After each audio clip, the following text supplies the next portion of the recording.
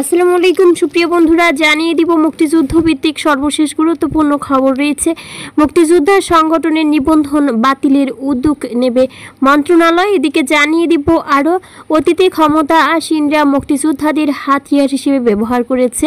বিস্তারিত জানিয়ে দিচ্ছি সুপ্রিয় বন্ধুরা। তার আগে অবশ্যই আপনারা আমাদের আইটিটিভি নিউজ ভিডিও ইউটিউব চ্যানেলটি সাবস্ক্রাইব করবেন এবং বেল বাটনে ক্লিক করে রাখবেন। শুরুতেই অকার্যকর মুক্তিযোদ্ধা সংগঠনের নিবন্ধন বাতিলের উদ্যোগ নেবে মন্ত্রণালয়। আগামী 6 মাসে মুক্তিযোদ্ধাদের কল্যাণের লক্ষ্যে গঠিত এবং জামকা নিবন্ধিত 264টি মুক্তিযোদ্ধা সংগঠন সরজমিন পরিদর্শন করে অকার্যকর সংগঠনগুলো চিহ্নিত করবে মুক্তিযুদ্ধ বিষয়ক মন্ত্রণালয়।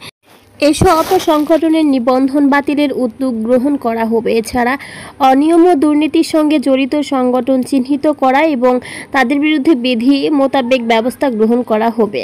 পাশাপাশি সংগঠনগুলোকে অধিকতর কার্যকর করার লক্ষ্যে কমিটি গঠন ও অন্যান্য কার্যকর ব্যবস্থা গ্রহণ করা হবে। সোমবার 7 জুলাই প্রধান উপদেষ্টা প্রফেসর মোহাম্মদ ইউনূসের সঙ্গে মুক্তিযুদ্ধ বিষয়ক মন্ত্রণালয়ের বৈঠকে আগামী 6 মাসের পরিকল্পনা তুলে ধরা হয়। আগামী 6 মাসের মধ্যে যে সকল কার্যক্রম শুরু করা হবে এর মধ্যে আছে জুলাই গণঅভ্যুত্থানের ইতিহাস ও স্মৃতি সংরক্ষণের গবেষণা কার্যক্রম গ্রহণ। 1971 সালের 4 এপ্রিল হবিগঞ্জের তেলিয়াপাড়া চা বাগানের বাংলোতে অনুষ্ঠিত মুক্তিযুদ্ধের প্রথম যুদ্ধ পরিকল্পনা সভাস্থলটি স্মৃতিস্থল হিসেবে সংরক্ষণের উদ্যোগ গ্রহণ করা হয়েছে। চট্টগ্রাম জেলার পাহাড়তলী থানায় 30 একর জায়গায় পর্যটন নির্ভর স্থাপনা নির্মাণের জন্য প্রস্তাবিত চট্টগ্রাম বিভাগীয় স্মৃতিসৌধ নির্মাণ শীর্ষক প্রকল্প গ্রহণের লক্ষ্যে সম্ভাব্যতা সমীক্ষা প্রকল্প গ্রহণ। এছাড়া 2025 ও 26 অর্থবছরের এডিপিতে অনুমোদিত নতুন প্রকল্প তালিকায় অন্তর্ভুক্ত 2টি প্রকল্প জুলাই গণঅভ্যুত্থানে শহীদদের সমাধিতে এপিটাফ নির্মাণ, যা বাংলাদেশ অ্যাডমিনিস্ট্রেটিভ সার্ভিস অ্যাসোসিয়েশনের কর্তৃক নির্মাণ কাজ প্রক্রিয়াধীন এবং মুক্তিযুদ্ধের সমরের স্মৃতি সংরক্ষণ অনুচিত্র নির্মাণ বাস্তবায়নের উদ্যোগ গ্রহণ।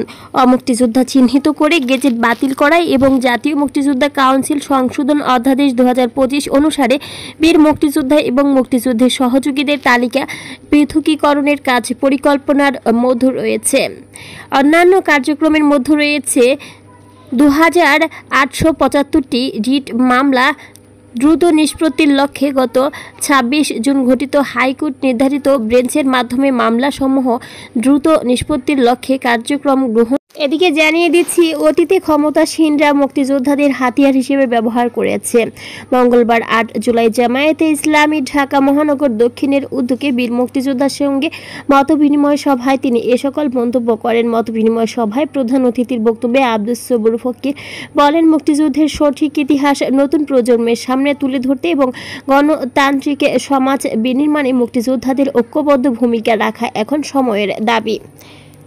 তিনি আরও বলেছেন, 1971 সালে পূর্ব পাকিস্তান ও পশ্চিম পাকিস্তানের শোষণ ও বৈষম্যের বিরুদ্ধে স্বাধীনতার যে সংগ্রাম হয়েছিল তা ছিল এক মহত্তম মুক্তিযুদ্ধ।